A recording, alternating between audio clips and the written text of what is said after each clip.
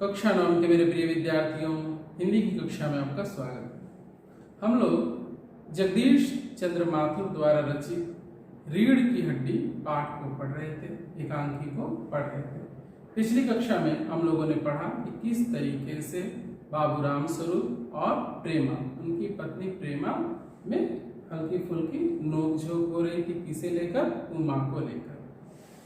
तो चलिए पाठ को आगे बढ़ाते हैं और हम लोगों ने पृष्ठ संख्या 29 पर पिछली कक्षा को समाप्त किया था। आज हम लोग पृष्ठ संख्या 30 से पढ़ेंगे। ये जो हमारा पाठ है ये उसका दूसरा भाग है। अरे मैंने तो पहले ही कहा था। किसने कहा? प्रेमा ने कहा। अरे मैंने तो पहले ही कहा था एंट्रेंस ही पास करा देते, लड़की अपने हाथ रहती और इतनी परेशानी ना उठानी पड़ती। पर तुम तो, ये प्रेमा कह रही है किसे? बाबू राम स्वरूप को, कि लड़की को तुमने नाहक ही अधिक पढ़ा लिखा दिया। अधिक पढ़ी लिखी होने के कारण ये सारी समस्याएं आ रही है। बस एंट्रेंस तक उसे पढ़ा देते तो तुमने मेरी बात नहीं सुनी और उसे अधिक पढ़ाया। राम स्वरूप बात काटकर चुप चुप दरवाजे में झांकते हुए, तुम्हें कतई अपनी जुबान पर काबू नहीं है। कल ही यह बता दिया था कि उन सब लोगों के सामने जिक्र और ढंग से होगा, मगर तुम तो अभी से सब कुछ उगले देती हो। उनके आने तक तो ना जाने क्या हाल करोगी। बाबू राम स्वरूप उमा की पढ़ाई लिखाई को छुपा रहे हैं। क्यों?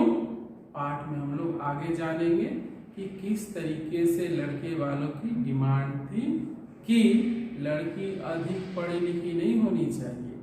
तो ये अपनी पत्नी को बता रहे हैं कि तुम तो अभी से ही सारी बातें उगले दे रही हो, पता नहीं उनके आने तक तुम क्या करोगी। तो ढंग से बात करो। हमने पहले ही यह कह लिया है, आपस में बात कर लिया है कि उमा की पढ़ाई को लेकर हम लोग बात नहीं करेंगे और बस इतना ही पढ़ाएंगे कि वह बस मैट्रिक तक पास है। प्रेमा, अच्छा बाबा मैं ना बोलूंगी, जैसी तुम्हारी मर्जी हो करना, बस मुझे तो मेरा काम बता दो। बस ठीक है, मुझे मेरा काम बता दो, मैं उतने में ही अपने काम में लगी रहूंगी। राम स्वरूप, तो उमा को जैसे हो तैयार कर लो। ना सही पाउडर नहीं लगाती, ना लगाए। वैसे कौन बुरी है? पिता के लिए उसके बच्चे दुनिया के सबसे खूबसूरत बच्चे होते हैं, तो कोई जरूरी नहीं है कि वो पाउडर लगाने से ही खूबसूरत दिखेगी। राम स्वरूप करें, मेरी बेटी वैसे ही सबसे खूबसूरत है, अच्छी है, वो बुरी नहीं लगती। पान लेकर भेज दे। ये कुछ परंपराओं की बातें कर रहे हैं। और नाश्ता तो तैयार है ना? रतन का आना। आ गया रतन, इधर आ, इधर बाजा नीचे रख दे, चद्दर खोल, पकड़ तो जरा इधर से। अपने नौकर को बोल रहे हैं कि चलो तैयारी करते हैं, चद्दर वद्दर बिछाते हैं। चद्दर बिछाते हैं। प्रेमा, नाश्ता तो तैयार है, मिठाई वे लोग ज्यादा खाएंगे नहीं, कुछ नमकीन चीजें बना दी है, फल रखे ही हैं, चाय तैयार है और टोस्ट भी, मगर हाँ मक्खन तो आया ही नहीं। राम स्वरूप, क्या कहा? मक्खन नहीं आया? तुम्हें भी किस वक्त याद आई है? जानती हो कि मक्खन वाले की दुकान कितनी दूर है, पर तुम्हें तो ठीक वक्त पर कोई बात सूझती ही नहीं। अब बताओ, रतन मक्खन लाए कि यहाँ पर काम करे? दफ्तर के चपरासी से कहा था आने के लिए, सो नखरों के मारे, यानी अगर मैंने अपने दफ्तर के चपरासी को कहा था कि आना, तो उसने भी नखरे दिखाए कि मेरे बहुत सारे काम है ना। आप लोग समझ ही रहे हैं। तो तुम्हें इस वक्त याद आ रहा है, पहले से याद नहीं था कि मक्खन की भी जरूरत है? प्रेमा, यहाँ काम कौन ज्यादा है? कमरा तो सब ठीक ठाक ही है, बाजा सितार आ ही गया है, नाश्ता यहाँ बराबर वाले कमरे में ट्रे में रखा हुआ है, सो तुम्हें पकड़ा दूंगी, एक आध चीज खुद ले आना। इतनी देर में रतन मक्खन ले ही आएगा। 2 आदमी ही तो है, ज्यादा आदमी तो है नहीं, एक उसके पिता और एक पुत्र, तो 2 आदमी के लिए कितना मक्खन लगेगा। तो और सारा काम हो चुका है, कुछ और तैयारी बाकी नहीं है, तो रतन को भेज दिया जाए मक्खन लाने के लिए। रामस्वरूप, हाँ, एक तो बाबू गोपाल प्रसाद और दूसरा खुद लड़का है। देखो उमा से कह देना कि जरा करीने से आए, यानी ढंग से आए।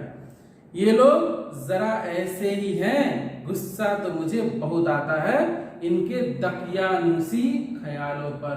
उनकी जो दकियानुसी सोच है, जो रूढ़िवादी सोच है, जो उनकी पुरानी मानसिकता है, रूढ़िवादी मानसिकता है, उस पर मुझे बहुत क्रोध आता है, ये बाबू रामस्वरूप कह रहे हैं। खुद पढ़े लिखे हैं, वकील हैं, सभा सोसाइटियों में जाते हैं, मगर लड़की चाहते हैं ऐसी कि ज्यादा पढ़ी लिखी ना हो। अपनी शिक्षा यानी लड़कों की शिक्षा पर तो वो विशेष ध्यान देते हैं कि लड़कों का पढ़ा लिखा होना चाहिए, लेकिन लड़कियों का पढ़ा लिखा वो होना नहीं चाहते। प्रेमा और लड़का रामस्वरूप, बताया तो था तुम्हें, बाप शेर है तो बेटा सवा शेर। बीएससी के बाद लखनऊ में ही पढ़ता है, मेडिकल कॉलेज में। कहता है कि शादी का सवाल दूसरा है, तालीम का दूसरा। क्या करूं, मजबूरी है। एक बहुत बड़ी बात यहाँ पर एक पिता के दर्द के माध्यम से व्यक्त हो जा रही है कि मजबूरी है। ऐसे वरों का चुनाव करना एक पिता के लिए मजबूरी है। ना करे तो क्या करे। समाज ने ऐसे नियम बना रखे हैं कि लड़कियों को पिता चाह कर भी अपने घर पे कुंवारी नहीं रख सकता, उसे किसी न किसी के साथ विवाह करना ही पड़ेगा। ऐसी हमारी रूढ़िवादी सोच वाले समाज ने कई पिताओं के जो पिता हैं उनके गले में एक तरह का फंदा डाल दिया है।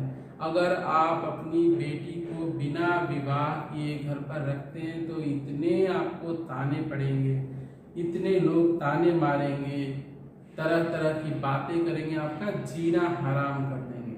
तो कई बार ऐसा होता है कि सुयोग्य वर ना होते हुए भी पिता मजबूरी में अपनी पुत्री का विवाह कुपात्रों से करने के लिए बाध्य हो जाता है। यहाँ पर मैं ये कहना चाहूँगा कि यहाँ पर लड़कियों को सामने आना चाहिए और उन्हें यह कहना चाहिए, जैसे उमा आएगी और कहेगी कि मुझे ये पात्र स्वीकार नहीं है, यह वर मुझे स्वीकार नहीं है, उसी तरह सारी पूरे देश की जो लड़कियां हैं उन्हें भी उमा बनना होगा और उन्हें बोलना पड़ेगा कि ये सुयोग्य वर नहीं है।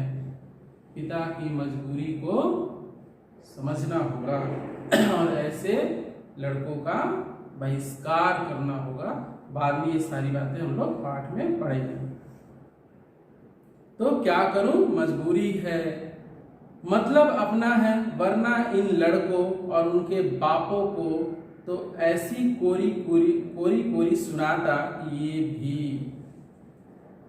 उनकी जो रूढ़िवादी सोच है वैसे लोगों को तो मैं अच्छे से सुना सकता हूँ, लेकिन मजबूरी है, लड़की का विवाह करना है, सो झेलना पड़ेगा उन्हें। रतन तो अब तक दरवाजे के पास चुपचाप खड़ा हुआ था। क्या कर रहा था रतन? बातें सुन रहा था दरवाजे के पास। जल्दी जल्दी बाबूजी बाबूजी करता हुआ आ रहा। रामस्वरूप, क्या है? रतन, कोई आते हैं। रामस्वरूप दरवाजे से बाहर झांक कर जल्दी मुंह अंदर करते हुए, अरे ये प्रेमा, वे आ गए। कौन?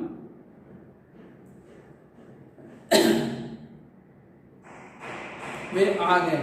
नौकर पर नजर पड़ते ही, अरे तू यहीं खड़ा है बेवकूफ, गया नहीं मक्खन लाने? सब चौपट कर दिया। अबे इधर से नहीं, अंदर के दरवाजे से जा।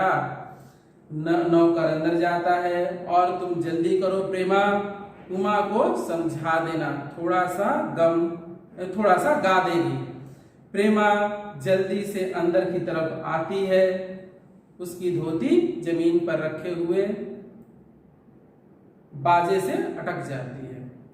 प्रेमा, यह बाजा वह नीचे ही रख गया, कम वक्त। रामस्वरूप, तुम जाओ, मैं रखे देता हूं, जल्दी। प्रेमा जाती है, बाबू रामस्वरूप बाजा उठाकर रखते हैं, किवाड़ों पर दस्तक। रामस्वरूप, आइए आइए। तो रामस्वरूप, बाबू रामस्वरूप उनका स्वागत करते हैं।